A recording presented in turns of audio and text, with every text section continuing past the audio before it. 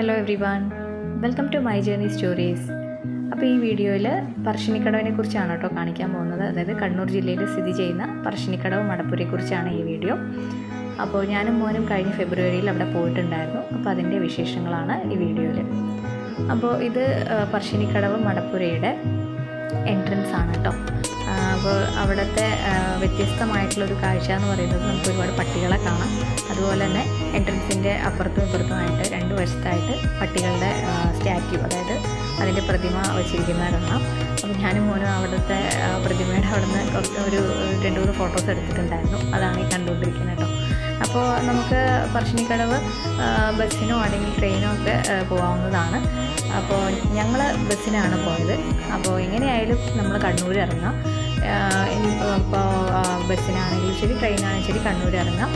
അവിടെ നിന്ന് ഡയറക്റ്റ് നമുക്ക് പറശ്ശിനിക്കടവ് പോകാനുള്ള ബസ് കിട്ടുന്നതായിരിക്കും. അപ്പോൾ കണ്ണൂരിൽ നിന്നും പറശ്ശിനിക്കടവ് പോകാനായിട്ട് ഏകദേശം ഒരു 20 കിലോമീറ്ററാണ് കേട്ടോ യാത്ര വരുന്നത്. ഇനി അതല്ല നിങ്ങൾ പയ്യന്നൂരാണ് ഇറങ്ങുന്നതെങ്കിൽ, പിന്നെ അല്ല തളിപ്പറമ്പാണെങ്കിൽ അവിടെ നിന്നും ധർമ്മശാല പോകുന്ന ബസ് കയറുക. അപ്പോൾ നമുക്ക് അമ്പലത്തിലേക്ക് എത്താൻ പറ്റും.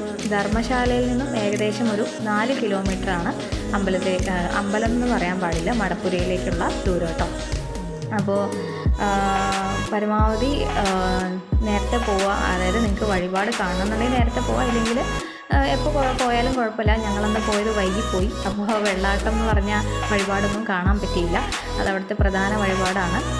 അപ്പോൾ വെള്ളാട്ടം എന്ന് പറയുന്നതാണ്, ആ സമയത്താണ് ഈ വെള്ളാട്ടം എന്ന് പറയുന്നതാണ് ഈ തെയ്യം എന്ന് പറയുന്നത് കേട്ടോ. അത് രാവിലെയാണ് ഉണ്ടാവുക, പിന്നെ വൈകുന്നേരവും ഉണ്ടാവാറുണ്ട്. അപ്പോൾ അത് ഓരോ മാസവും ഓരോ ടൈമിംഗ് ആണ്. അപ്പോൾ നിങ്ങൾ അഥവാ നിങ്ങൾക്ക് അങ്ങനെ വഴിപാട് നടത്തണമെന്നുണ്ടെങ്കിൽ ടൈമിംഗ് എങ്ങനെയാണെന്നുള്ളത് അവരെ ഒന്ന് വിളിച്ച് ചോദിക്കുക കേട്ടോ. അവരുടെ വെബ്സൈറ്റിൽ അവരുടെ കോൺടാക്റ്റ് നമ്പറൊക്കെ ഉള്ളതാണ്. അപ്പോൾ നിങ്ങളൊന്ന് വിളിച്ച് ചോദിക്കുക, അതായിരിക്കും നല്ലത്. കാരണം ഞാനന്ന് വിളിച്ചപ്പോൾ പറഞ്ഞിട്ടുണ്ടായിരുന്നു ഓരോ മാസവും ഓരോ രീതിയിലാണ് അവർ ആ ചടങ്ങ് നടത്തുന്നത്. ഓക്കെ, അപ്പോൾ ഒന്ന് വിളിച്ച് ചോദിക്കുക. അപ്പോൾ ഈ കാണുന്നതാണ് അവിടുത്തെ വളപട്ടണം നദി. ഓക്കെ, അപ്പോൾ വളരെ ബ്യൂട്ടിഫുള്ളായിട്ടുള്ള ഒരു കാഴ്ചയാണ്. ബോട്ട് റൈഡിങ്ങും ഉണ്ട് കേട്ടോ അവിടെ.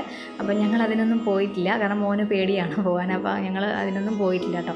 അപ്പോൾ പ്രസാദ ഊട്ടിൻ്റെ കാര്യം പറയുകയാണെങ്കിൽ നമ്മളെപ്പോൾ ചെന്നാലും നമുക്ക് വൻപയർ പുഴുങ്ങിയതും ചായയും കിട്ടും. രാവിലെ 7 മണി മുതൽ നമുക്ക് കിട്ടുന്നതായിരിക്കും. രാത്രി വരെ അത് അവൈലബിൾ ആണ്. പിന്നെ പ്രസാദ ഊട്ട് ഉച്ചയ്ക്കത്തെ ഊണിൻ്റെ കാര്യം പറയുകയാണെങ്കിൽ ക്യൂ നിൽക്കണം. അപ്പോൾ 1 മണിക്കെങ്ങാണ്ടാണ് കിട്ടുന്നത്. ഞങ്ങൾക്കന്ന് 1 മണിക്കായിരുന്നു കിട്ടിയ. സാമ്പാറും പച്ചടിയൊക്കെ ആയിരുന്നു, നല്ല രുചി ഉണ്ടായിരുന്നു. ഓക്കെ, പിന്നെ പറശ്ശിനിക്കടവ് മടപ്പുര എന്ന് പറയുന്നത് ഏത് ജാതിയിൽപ്പെട്ടവർക്കും ഏത് മതത്തിൽപ്പെട്ടവർക്കും പോകാവുന്നതാണ് കേട്ടോ.